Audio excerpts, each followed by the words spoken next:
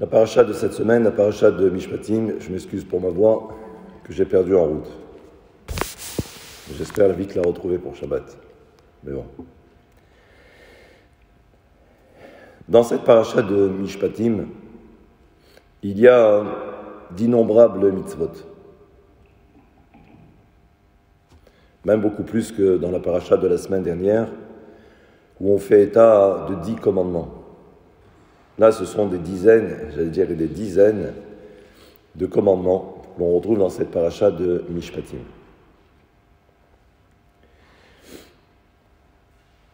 Et il y a également cette notion de justice, qui est très importante dans la paracha et qui est également très importante aux yeux de Dieu.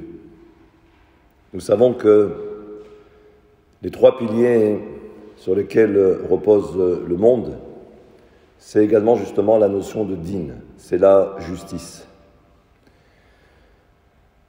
Et là, ce que nos sages nous enseignent, c'est que lorsque vous avez un juge, on parle ici d'un juge rabbinique, et il est dit justement dans le traité de Shabbat, chez Ma'aleh Allah Vakatouv, que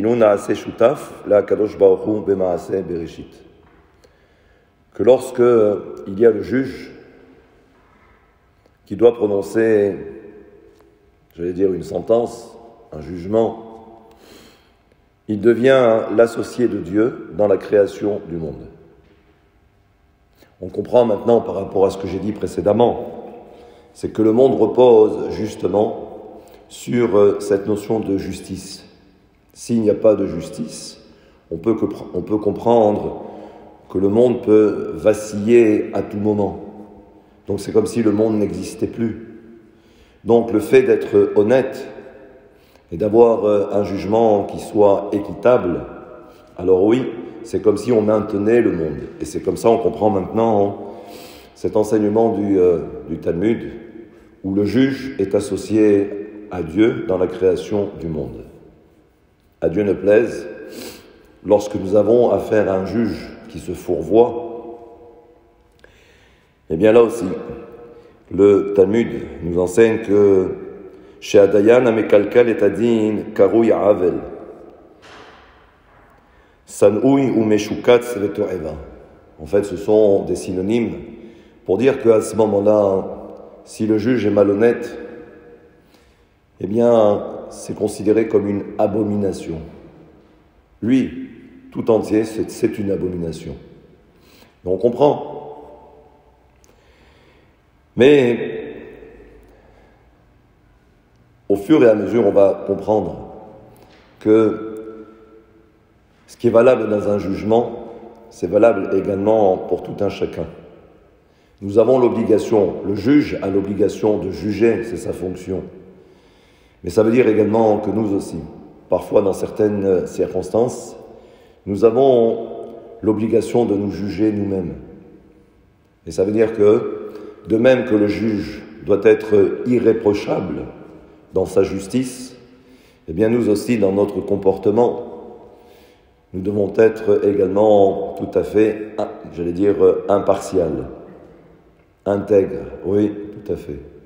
Et justement, regardez ce que nous dit le verset. Dans le livre de Shemot, au chapitre 23, verset 1, il est dit « Lotissa Shema Shav ». Traduction « N'accueille point un rapport mensonger ».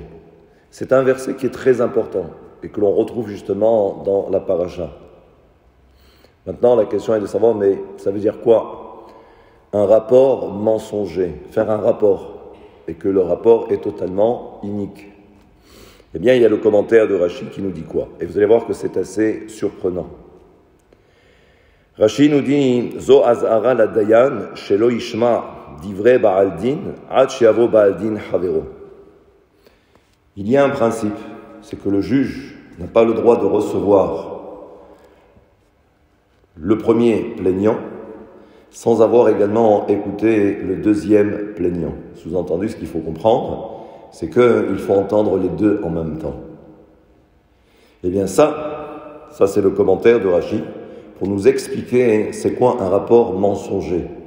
Mais là aussi, on a du mal à comprendre. En quoi c'est un rapport mensonger? J'écoute le premier, j'écoute ensuite le deuxième. Ce que nous dit ici Rashi, c'est que ça c'est une erreur. C'est une erreur stratégique et c'est ce que l'on va maintenant essayer d'approfondir. Et il dit pourquoi? C'est que lorsque le juge entend le premier plaignant, eh bien, quelle va être la conséquence ou les conséquences? C'est que ce que le premier va raconter, ça va être imprimé dans l'esprit du Dayan, dans l'esprit du juge.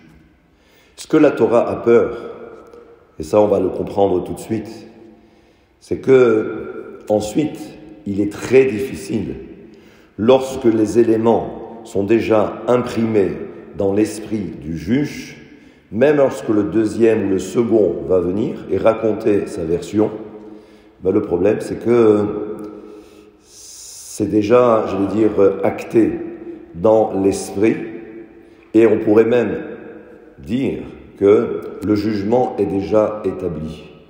C'est-à-dire qu'en ayant écouté le premier, la messe est dite. C'est-à-dire qu'il n'y a plus besoin d'intervenir. Et c'est pourquoi donc la Torah nous dit que cette situation s'apparente à quoi? Au verset que nous venons de citer. Lo tissa shema shav. C'est ce qu'on appelle un rapport mensonger. Pour nous, on ne voit, aucun problème. Parce qu'il faut écouter l'un, il faut écouter l'autre. Ce que la Torah va nous dire, c'est que non, c'est pas comme ça que ça marche. Il faut écouter les deux en même temps. Je fais une toute petite parenthèse. Ici, on parle d'un juge. Qui dit juge, dit tribunal. Très bien. Mais ce que la Torah est en train de nous dire, et par extrapolation, lorsqu'on est par exemple rabbin de communauté, où l'on célèbre beaucoup de mariages, il arrive parfois ensuite que les couples viennent voir le rabbin qui les a mariés. Ce que je dis généralement, et en se basant sur ce verset de la Torah et sur cet enseignement de Rashi, généralement, on va dire que la plaignante, c'est la femme. D'accord? Donc elle vient. Mais comme je lui dis généralement, non, je ne peux pas. Il faut que je puisse écouter les deux.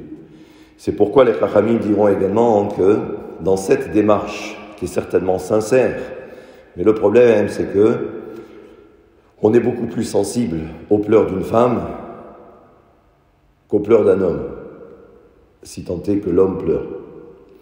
Et là, c'est vrai que si vous avez écouté la femme, l'épouse, en premier, c'est sûr et certain que là aussi, la messe est dite. Ça veut dire que même lorsque le mari va venir trouver le rabbin pour raconter son histoire, sa version, la cause est déjà entendue. Et c'est pourquoi donc la Torah nous dit faites attention. Surtout pas. Parce que ça va être un rapport mensonger. Et là aussi,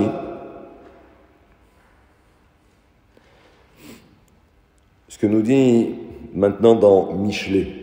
Michelet, c'est les proverbes de Salomon. Et apparemment, vous savez qu'il y a le jugement de Salomon. Vous avez tous entendu parler du jugement de Salomon avec l'histoire des deux femmes qui avaient un bébé, l'un des deux est mort. Il a dit, on va couper le bébé en deux. Ah non, surtout pas. Ah, alors c'est ton fils. Bon, je referme vite la parenthèse, je vous l'ai fait courte. Mais ce que dit le roi Salomon, donc ça veut dire que, comme lui également était juge, parce qu'il était chacham, donc il était sage, il dit dans Michelet, Tzadik Arishon Derivo. Le premier, aux yeux de celui qui l'écoute, c'est le tzaddik. Ça veut dire quoi? C'est très simple. Ça veut dire que le premier à parler, certainement il a raison, c'est le tzaddik. C'est l'homme juste, c'est l'homme pieux, c'est l'homme intègre. Il a raison. Et la suite, mais le deuxième arrive. Et ça veut dire que quand le deuxième va arriver, en réalité, on va le mettre de côté. Lahkor, ça veut dire on va l'examiner. Mais en réalité, on va l'examiner de quelle façon? Par rapport au dire du premier. Et ça veut dire qu'en fait, comme l'a dit le roi Salomon, la cause est entendue. C'est le premier qui a raison. Et c'est pourquoi ici, il y a un commentaire que l'on appelle le Meiri. Le Meiri, c'est un commentaire, un commentateur sur la Mishnah, sur le Talmud. Et il dit, He'ara le dayan, shelo yashkia mahshavato, alma sheyasaper lo arishon. Il dit, attention, il ne faut pas que le dayan, le juge, s'investisse trop dans sa façon d'analyser ou de comprendre ou d'entendre le premier plaignant.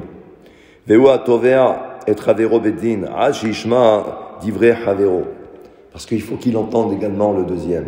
C'est-à-dire que si au niveau de son analyse, il va trop s'investir, ça veut dire encore une fois, c'est que c'est la nature de l'homme. Ça s'imprègne au fur et à mesure.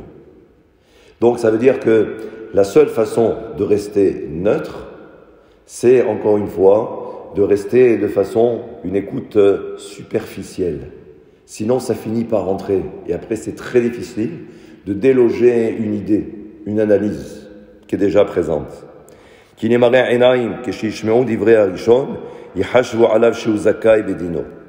là, il réitère ce que nous on a dit précédemment, c'est que s'il s'investit trop, le problème c'est que, ça y est, dans sa tête, c'est le premier qui a raison.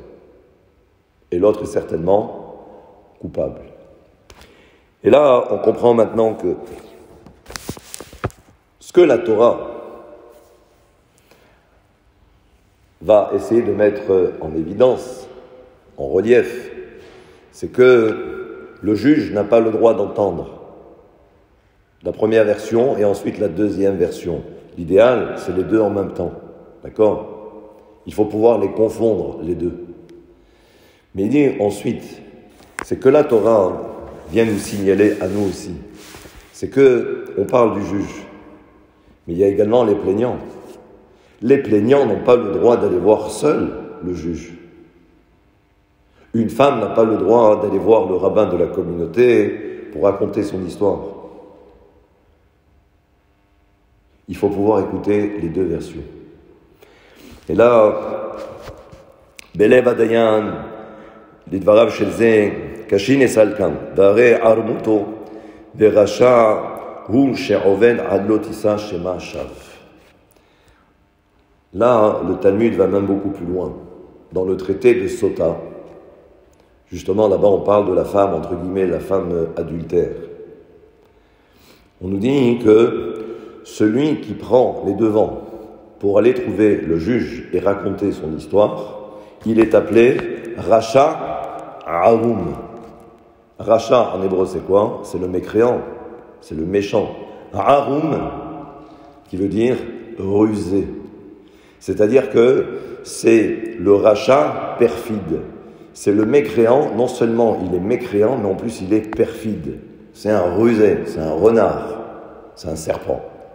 D'ailleurs, c'est comme ça que l'on qualifie le serpent de la création. V'anahash ayaharum, le serpent était rusé. En fait, il était perfide. Eh bien, on comprend qu'une telle démarche est à proscrire. Parce que là aussi, on rentre dans l'interdit de l'otissa shema shav. Tu n'as pas le droit d'aller trouver le juge ou le rabbin pour raconter ton histoire alors que l'autre n'est pas là. Et on a bien compris que le raisonnement est très simple. Dès que j'entends, c'est ce qui reste. D'ailleurs, petite parenthèse, ce que je suis en train de vous dire aussi, c'est que l'histoire du Lachon Hara, c'est le même principe. Le Lachon Hara, c'est la médisance, dire du mal. Mais si on comprend le principe, c'est que quand vous venez raconter quelque chose à quelqu'un, en fait, sur quelqu'un, oui, du mal, la première fois que vous l'entendez, ça reste. Même si ensuite, vous apprenez que, en fait, tout cela, ce n'est que du sheker, ce n'est que du mensonge, malheureusement, ça reste. C'est-à-dire que ça laisse une trace. Et cette trace, elle est totalement indélébile. C'est pourquoi le Lachon Hara, c'est quelque chose de vraiment très grave pour celui qui parle et également pour celui qui écoute, mais encore plus celui qui écoute. Parce qu'ensuite, c'est très difficile d'effacer. On serait même tenté de dire que ça ne s'efface jamais. Quand le mal est là, après, c'est très compliqué. Et bien, on apprend tout ça de là, justement, de ce verset. Lotissa Shema Shav. Et là, ce que nous fait remarquer maintenant l'auteur, c'est que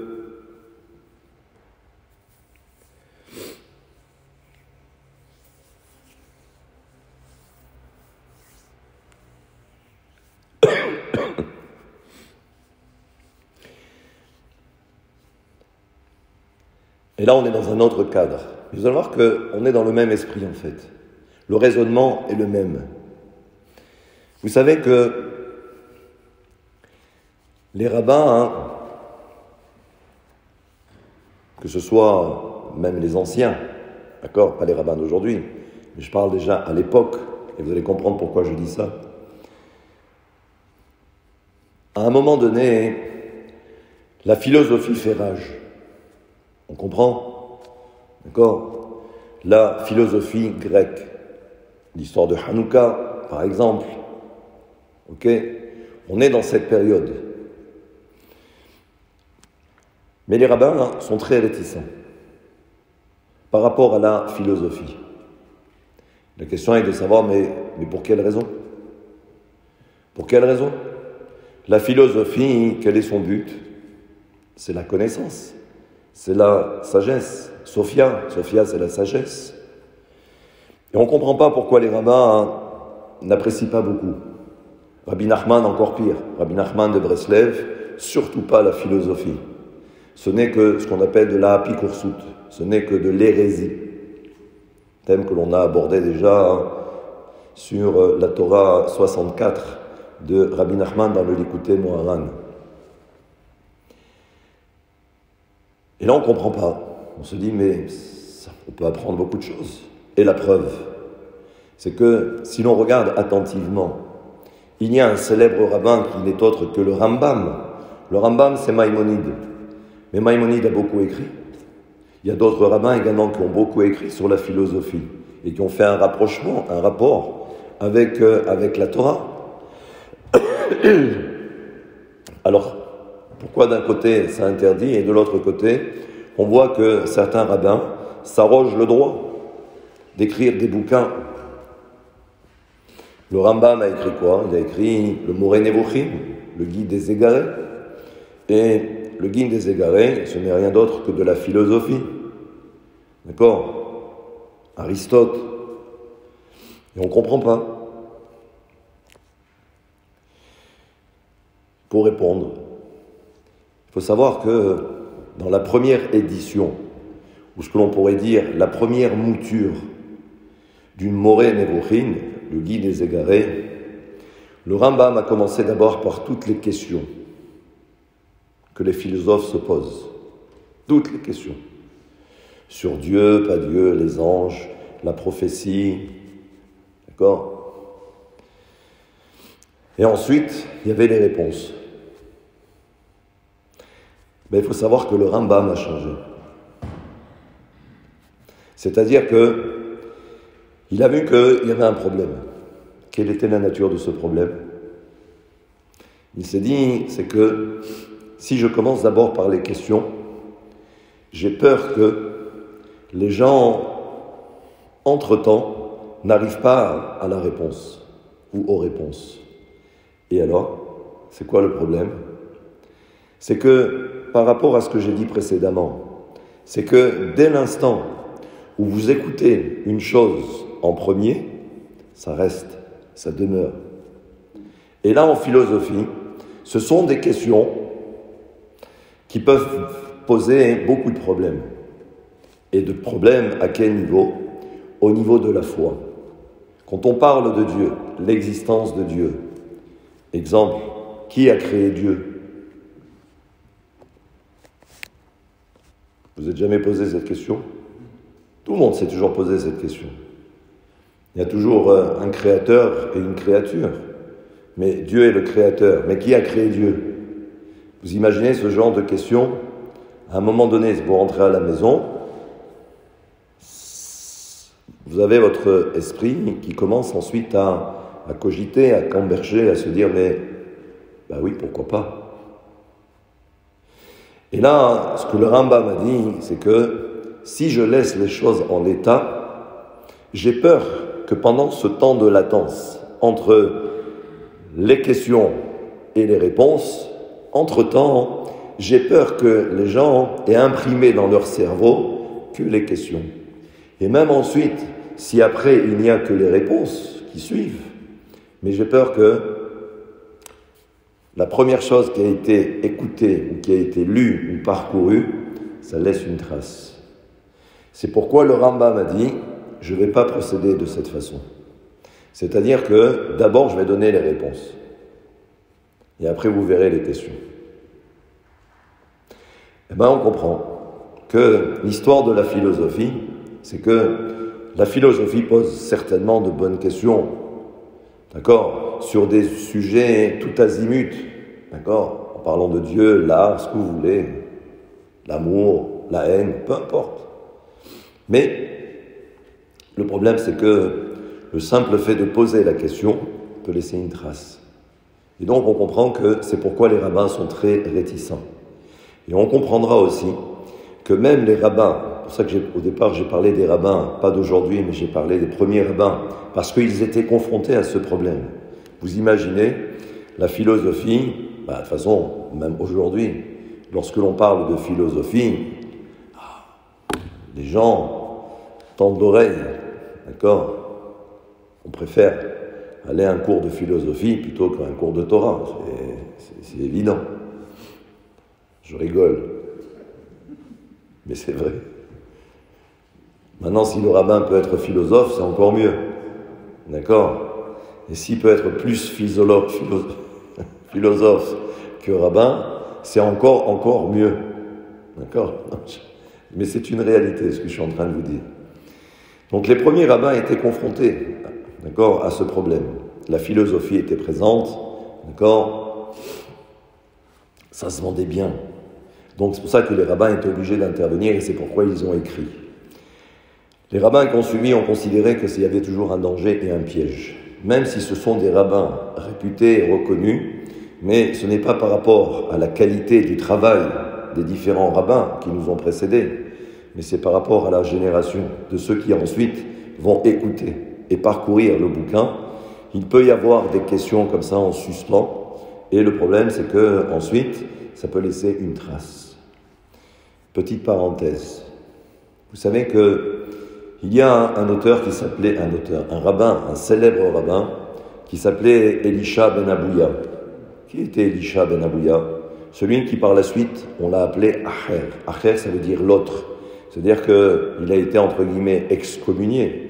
Même son nom, on ne le prononçait plus. On disait Acher, l'autre. Et vous savez qui était Elisha ben Abouya? C'était le maître de Rabbi Meir Baalanes. Rabbi Meir Baalanes, c'est-à-dire que Rabbi Meir, c'est celui qui accomplissait des miracles, mais plus que cela. Dans toutes les Mishnayot, la loi orale, chaque fois c'est Rabbi Meir. Donc vous imaginez, ça c'est l'élève, mais alors comment il était le maître? Et là, on se dit, mais que s'est-il passé avec Elisha ben Abouya? Pourquoi est-ce qu'il a complètement viré, il a complètement tourné? Eh bien, la Gemara raconte que, justement, quand il était petit, des fois il marchait et il y a des livres de philosophie qui tombaient. C'est-à-dire qu'il avait en lui, sur lui, la philosophie, des livres de philosophie, soit au sens propre, soit au sens figuré. Ça veut dire que soit véritablement il avait des livres qu'il portait avec lui, qu'il cachait parce que ça ne se faisait pas, ou soit vraiment, ça veut dire qu'il les avait en lui. Et à un moment donné, on comprend que Elisha ben Abouya, même si c'était un grand, on a vu les dégâts, même chez un grand. Alors à plus forte raison, chez des petits comme nous, où on s'aperçoit qu'on n'est pas armé. On n'est pas armé. Parce que comme le dit la Mishnah dans les Pirkei Avot, eh bien, parler avec un apikoros, avec un hérétique, quand on fait référence à cette notion d'hérésie, c'est la philosophie, les choses comme cela. Il vaut mieux pas. parce qu'on n'est pas armé pour. Et des fois, si on n'a pas les armes, si on n'a pas la réponse ou le répondant, le problème c'est que s'il y a une question qui nous échappe, on peut être influencé. Et ensuite, on peut voir les dégâts. Donc c'est pourquoi, ici, ce que nous dit l'auteur, c'est que on n'est plus dans le même cadre, mais on a bien compris que la première fois, c'est ce qui reste. Que ce soit au niveau de l'étude, que ce soit également, on a parlé du Lachon Hara, vous avez écouté une fois, même si après, vous apprenez que ce n'est pas la vérité, vous arriverez toujours à la même conclusion, il n'y a pas de fumée sans feu. Donc si ça a été dit, certainement c'est qu'il y a une base. Mais on vient de te dire que non. Oui, mais. Ah oui, mais. Eh ben non. Et ça, c'est très dommageable. Et là, c'est pourquoi, justement, nous avons dans la Torah, dans le livre de Malachim, où nous avons dans les rois, une histoire rocambolesque. Je dis bien rocambolesque. Vous savez que la Torah nous dit, après la destruction de Jéricho, vous connaissez l'histoire, il y avait Josué, d'accord, donc on rentre en Israël, maintenant il y avait la muraille, d'accord, il y avait une muraille. Ils ont tourné 7 fois autour de la muraille, et ensuite la muraille est tombée, d'accord. À partir de là, Yehoshua a dit Arur Arir Aish Lifnei Hashem. Maudit sera l'homme Lifnei Hashem devant Dieu. Asher Yakum Ubana et Aïr Azot, qui se lèvera et qui reconstruira la ville de Jéricho. Et Yericho Bechoro Isadena. Il dit il faut que cette personne sache que lorsqu'il commencera les fondations de la ville, il perdra son aîné. Et lorsqu'il terminera en mettant les portes de la maison, du moins de l'enceinte, eh bien, il enterrera son dernier enfant. Donc, ça veut dire que c'est une vraie malédiction. D'accord ? Là-bas, on nous raconte qu'il y avait un nommé Hiel. Hiel. On ne sait pas pourquoi. Il a voulu reconstruire. Il a voulu reconstruire. Et on se dit, mais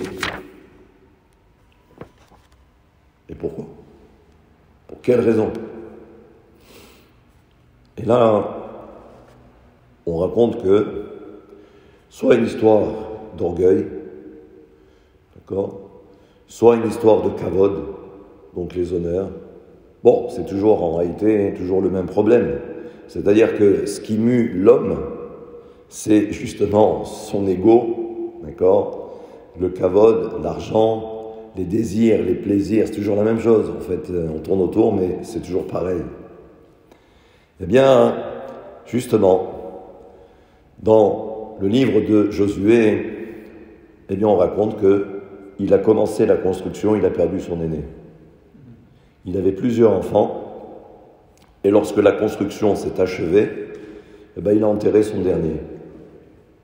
Maintenant, la folie voudrait qu'à un moment donné, c'est écrit.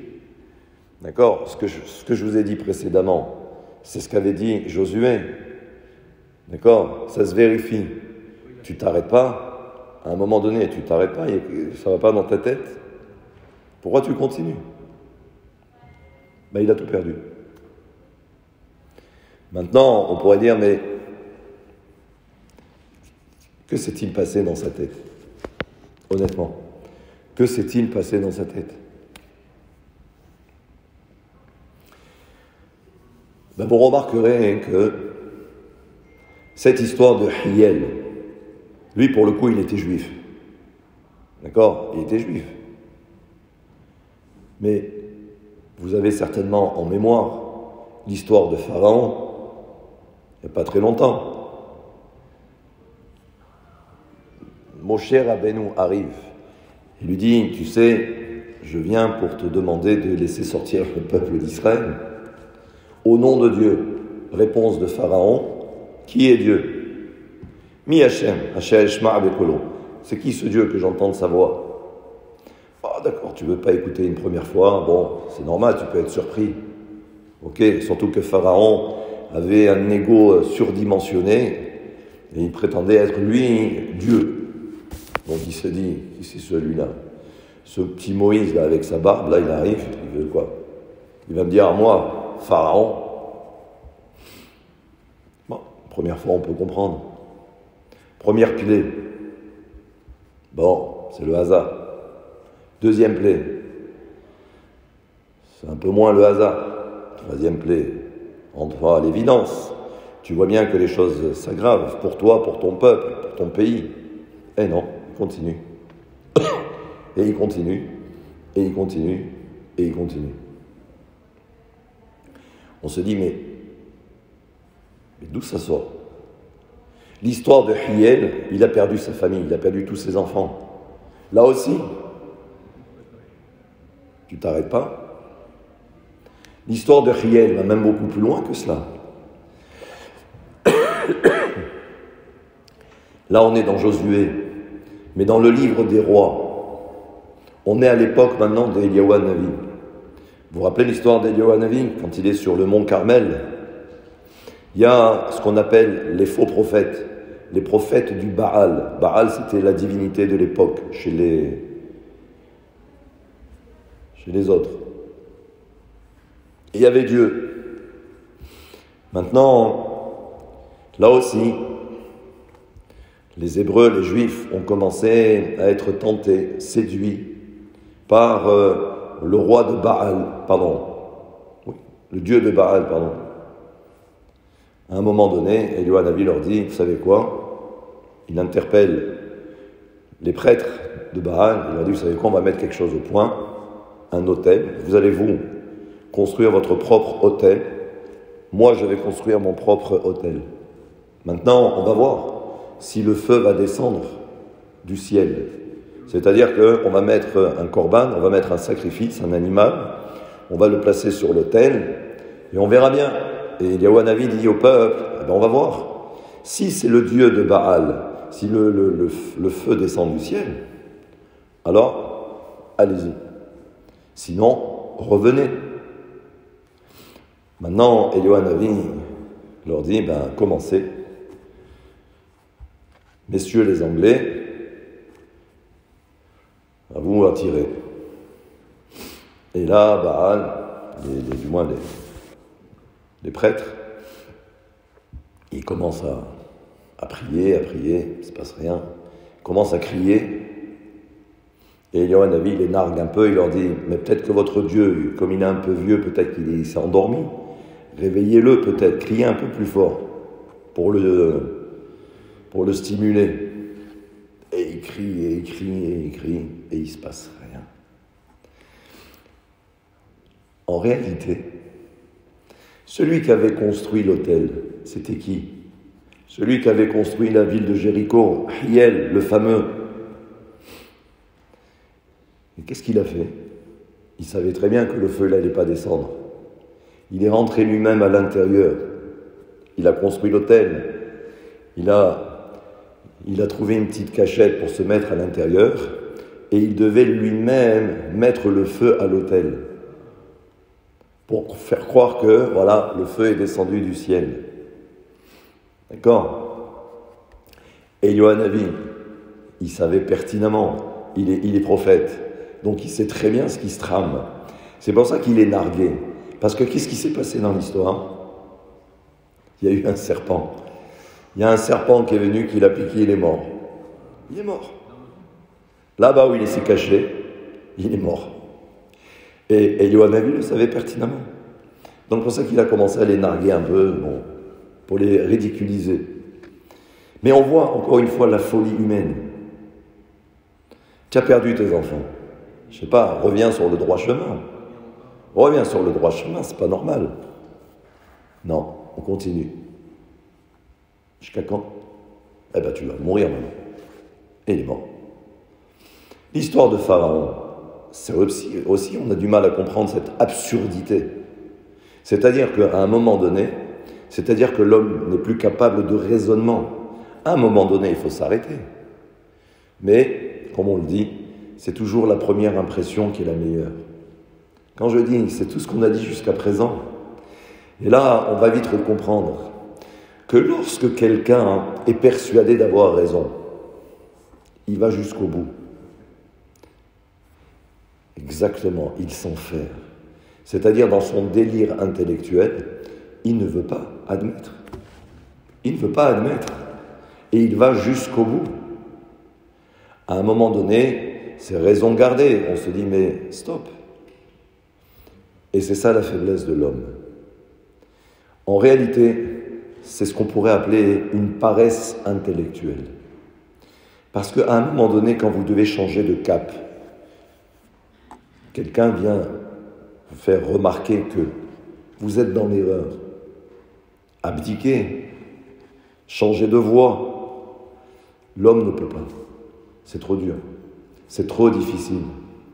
Parce que ça veut dire que non seulement je me suis trompé, et maintenant tout recommencer et à zéro, c'est difficile. Et là, on comprend que ça, c'est la nature humaine. On comprend aussi que Pharaon, pour lui, ça a été très difficile d'admettre. Vous imaginez, il passe par qui ? Dis-moi, pour qui, pardon ? D'accord ? Vis-à-vis de son peuple. Lui qui prétend être Dieu, s'il reconnaît, mais quel hashma, quelle honte. Quelle honte pour Pharaon. Ça, c'est inacceptable. C'est pourquoi on comprendra que c'est très difficile pour un être humain de reconnaître ses torts. C'est-à-dire qu'on préfère s'enliser, continuer dans sa bêtise, plutôt que d'admettre au vu et au su de tout le monde. Ça, c'est très difficile. Et ça, c'est la nature humaine. Je vous rappellerai que, qu'est-ce qui a fait que Yehuda, c'est un des enfants de Jacob. Quand il a eu cette relation avec Tamar, il n'a pas pu payer la prestation. Il a laissé quelque chose, ses affaires personnelles, d'accord ? Maintenant, il avait l'intention de retourner voir la jeune dame pour récupérer ses affaires et pour payer. Maintenant, il n'y avait plus. Il n'y avait plus. On ne l'a pas retrouvé. Et les gens de l'endroit ont dit « Ah ben non, c'était pas une prostituée. Hein. » Et on ne sait pas qui elle est. Quelques mois après, on entend que Tamar était enceinte. Yehuda a crié au scandale, il a dit « Mais normalement, elle était promise au troisième garçon. » D'accord ? Puisqu'il fallait attendre qu'il grandisse un peu. Les deux frères, ils sont morts. Le petit dernier, on va le laisser un peu respirer. Quand il a vu ça, il a dit « Ah, si elle est enceinte, ça veut dire que elle a transgressé. Donc, il faut qu'elle soit exécutée. Ni une ni deux. » Maintenant, le Beddin est là. Le Beddin se réunit. Qui est le Dayan ? Qui est le juge de l'époque ? Parce qu'il y a un tribunal. Le tribunal, il faut qu'il y ait au moins 3. Bon, en l'occurrence, c'était plus, là. Mais bon, peu importe. Il y avait 3. Le Dayan en chef, en titre, c'était Yehuda. Maintenant, Tamar s'approche et il va lui dire il va lui signifier que, elle va être exécutée. Et elle va lui dire, vous savez de qui je suis enceinte ? Yehuda dit non, on ne sait pas. Il a dit, ces effets personnels-là, c'est de cette personne-là que je suis enceinte.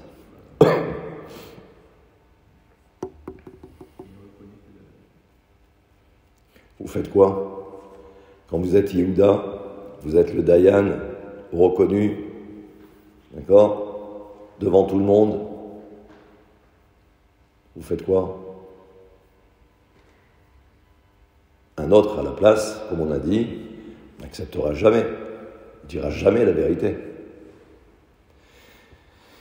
Yehuda va dire Tzadka mimeni, elle a raison, c'est moi. C'est-à-dire que ni une ni deux, et c'est ça la force des Chachamim, c'est que le Chacham, par définition, eh bien, il reconnaît ses torts. C'est-à-dire que le plus important, c'est le Emet. Le plus important, comme nous dit, et en fait c'est un passage que nous récitons tous les matins dans la prière, le matin, où il est dit « Modé à la Emet ». Modé à la Emet, celui qui reconnaît la vérité. Modé, je reconnais, c'est la vérité. C'est ça le Chacham. Le Chacham, d'accord, l'homme sage, c'est celui qui peut parler, certes, il étudie, certes, il a des connaissances. À un moment donné, s'il s'aperçoit qu'il a fait fausse route, si c'est un vrai Chacham, il doit reconnaître. On raconte qu'une fois, il y avait un très grand rabbin qui s'appelait le Rav Shach. Le Rav Shach, c'est notre génération, il est décédé, il y a peut-être 20 ans maintenant. Il donnait un cours. Comme chaque semaine, il donnait un cours magistral. Il y avait tous les rabbins qui venaient, et pas des petits, des sommités. Lui, c'était... Il commence son cours, j'allais dire, il débite son cours, d'accord. Et au fond, d'ailleurs, l'histoire raconte que c'était un Toledano, qui, au fond, a posé une question au Rav Shach. Le Rav Shach a écouté la question et il a dit devant toute l'assemblée, encore une fois, ce n'était pas des petits rabbins qu'il y avait devant, c'était des monuments aussi. Il leur a dit, vous savez, je suis obligé d'arrêter là le cours. Parce que la question qui vient de m'être posée m'empêche de continuer le cours. Il leur dit, honnêtement, j'aurais pu trouver des réponses. À la Makom, tout de suite, j'aurais pu, pas de problème. Mais moi, le premier, je savais que c'était insuffisant. C'est-à-dire que dans mon fort intérieur, j'aurais pu vous contenter, vous, par rapport aux réponses que j'aurais pu vous donner. Mais dis-moi, dans mon fort intérieur, je savais que ce n'était pas la bonne réponse. Donc il leur dit, je préfère que l'on se revoie la semaine prochaine et je trouverai la réponse qui me satisfera également. Ça, c'est ce qu'on appelle le Chacham. Le Chacham, c'est Dover Emet. La seule chose, modé à la Emet, c'est reconnaître les choses. Et là, on comprend que Yehuda incarne bien justement cette grandeur. Et c'est pourquoi d'ailleurs, c'est par rapport à cet épisode qui va devenir le Melech.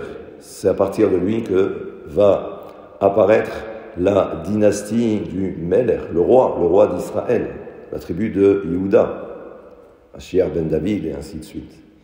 Donc on voit que c'est cette qualité qui fait toute la différence. C'est reconnaître. Si on a fait une erreur, à un moment donné, il faut changer. Et là, simplement pour terminer, il y a dans le traité de Baba Kama, on a parlé de ce rabbin pas plus tard que la semaine dernière, mais je le retrouve ici, donc c'est bien, où j'ai dit qu'il y a un auteur qui s'appelle Rabbi Shimon Amsouni. Amsouni, c'est celui qui a trouvé un commentaire sur chaque mot « et » de la Torah. Le mot « et », ça veut dire, par exemple, et c'est l'exemple que j'ai donné d'ailleurs la semaine dernière, ou il y a 2 semaines, je ne sais plus. Bereshit bara Elokim, et hashamayim, ve'et haaretz. Au commencement, bara Elokim, créa l'Éternel, Dieu, et le ciel et la terre. Le et, il est en trou en fait. Parce qu'on aurait pu dire, Bereshit bara Elokim, Shamayim va'aretz. Le et, c'est un rajout. Mais lui est arrivé à la conclusion que si la Torah rajoute le et, c'est que ça inclut autre chose. Et chaque fois, il donnait un commentaire sur qu'est-ce que la Torah, même si elle ne l'a pas dit, mais elle l'a inclus dans le mot et. Maintenant, il arrive à un passage de la Torah où il est dit Veyareta et Hashem Elokecha. Tu craindras l'Éternel ton Dieu. Et là, il est écrit tu craindras Veyareta et Hashem Elokecha. Donc il dit mais comment je vais faire? Si la Torah nous dit que le et c'est pour rajouter quelque chose, mais qu'est-ce qu'il peut y avoir, mis à part Dieu, Veyareta et Hashem Elokecha, qui soit du même niveau? C'est pas possible. Comme si en fait il existe combien de dieux? Comme s'il y a autre chose. La Torah, la Gemara nous dit que il a tout arrêté. Maintenant, ses élèves sont venus le voir. Ils lui ont dit, Rabbi, Kol itin shedarashta mateh alehen. Il a dit maintenant tous les commentaires que tu as fait sur tous les mots et de la Torah, et il n'y en a pas un, c'est des dizaines et des dizaines. Ça veut dire que, imaginez, il s'est cassé la tête chaque fois pour trouver un commentaire, chaque fois pour le mot et. C'est des dizaines et des dizaines. Donc ses élèves lui ont dit, mais Rabbi, qu'est-ce que tu vas faire avec tous tes commentaires? Il aura répondu, Afu eshiv lahem, keshem shekibalti sechar ala drisha, kah kibalti sachar ala prisha. Il a dit de même que j'ai obtenu une récompense pour le commentaire que j'ai été capable de donner pour chaque mot et, eh bien, le ciel aussi m'accordera une récompense pour chaque commentaire où je suis prêt à le mettre de côté. C'est-à-dire comprendre que si pour une seule fois où il y a écrit « et », je ne suis pas capable de pouvoir expliquer, eh bien ça annule tout le reste. C'est comme si tout le reste n'avait pas existé. Maintenant, je ne sais pas, imaginez un peu. Imaginez un peu. Vous savez combien de temps ça lui a pris? C'est des années et des années pour trouver pour chaque fois le commentaire adéquat ou adapté. Mais c'est des années et des années d'études, de compréhension. Vous imaginez que cet homme arrive à un moment donné où il est devant, j'allais dire, un barrage. D'accord? Voie sans issue. Qu'est-ce qu'il fait? Un autre, à sa place, s'est trouvé, d'accord, une façon un petit peu détournée, peut-être un peu biaisée, pour essayer d'aller trouver une petite réponse. Non, lui, il a tout annulé. Il a dit, c'est pas grave. C'est ça la force. C'est ça la force, de se dire qu'à un moment donné, même si ça a pris du temps, je suis capable de tout annuler. Le problème, encore une fois, de l'homme, et je termine, et c'est ça ce qu'il faut retenir, c'est que parfois, on n'a que des certitudes. Dans la vie, on n'a que des certitudes. Et on se dit, c'est sûr, c'est la voie à prendre. D'accord. Mais à un moment donné, quand quelqu'un vient te dire, mais fais attention, tu es dans l'erreur la plus totale. Oui, mais ça fait des années maintenant. Ça fait des années, je ne vais pas changer. Vous imaginez, si quelqu'un il arrive à 50 ans ou à 60 ans, on lui dit, maintenant, il faut que tu fasses tes chouvas. Faire tes chouvas, c'est un peu compliqué l'histoire quand même. Hein. Ça veut dire qu'il va falloir que je change tout dans ma vie. C'est compliqué. La conversion, vous imaginez, c'est encore plus dur. Et pourtant, à un moment donné, on sait qu'il y a quelque chose. D'accord? C'est pas grave. Vedover emet. D'accord? Ou modé à la emet. Et ça veut dire qu'il faut reconnaître. La vérité, c'est la vérité. À ce moment-là, peu importe combien de temps ça a pris, je me suis trompé, mais c'est pas grave. L'essentiel ensuite, c'est de bien faire. Et c'est certainement ça le plus important. Donc les certitudes, parfois, elles sont un petit peu à bannir. Et si c'est le cas, il faut pas hésiter. Et il faut avancer. Et on doit recommencer, on recommencera. Et on voit bien que dans la vie, il y a beaucoup de gens comme ça, qui, à un moment donné, ont fait fausse route. Exemple, sur le plan professionnel. À un moment donné, on a installé, d'accord, dans sa vie professionnelle, mais on sent qu'il y a quelque chose qui ne va pas. D'accord ? Des fois, c'est parce que c'est les parents qui nous ont poussés. Je voudrais bien que mon fils il soit avocat. Je voudrais bien que ma fille elle soit docteur. Ou que mon fils soit ingénieur. Mais toi, qu'est-ce que tu veux ? Non, mais c'est pas grave. Papa, maman, c'est important. Mais c'est vrai que c'est important. Ok. Bon. Et les gens avancent, et ils avancent, et ils avancent. Et à un moment donné, on s'aperçoit que plus on avance, et plus on a l'impression qu'on est en décalage entre ce que moi j'aurais souhaité réellement et ce que je fais maintenant. Moralité, qu'est-ce qu'on fait ? On continue ? Non. Il y en a qui ont cette force, et c'est pas donné à tout le monde, mais ils reprennent leur ancienne vie, du moins ce qu'ils ont toujours rêvé au fond d'eux-mêmes. Ça, c'est un exemple parmi tant d'autres sur le plan professionnel. Alors, à plus forte raison, quand il s'agit du spirituel. D'accord ? Il ne faut pas hésiter. Voilà, quand on est convaincu, à un moment donné, c'est pas grave. Le passé, c'est le passé. Et maintenant, on va connaître, entre guillemets, une vie meilleure, beaucoup plus adéquate. Voilà, petit enseignement sur la paracha de Mishpatim. Ça fait partie de ces lois, justement, parce qu'ensuite, tout est lié. D'accord ? Tout est lié. C'est un ensemble. Donc voilà. Merci pour ce cours.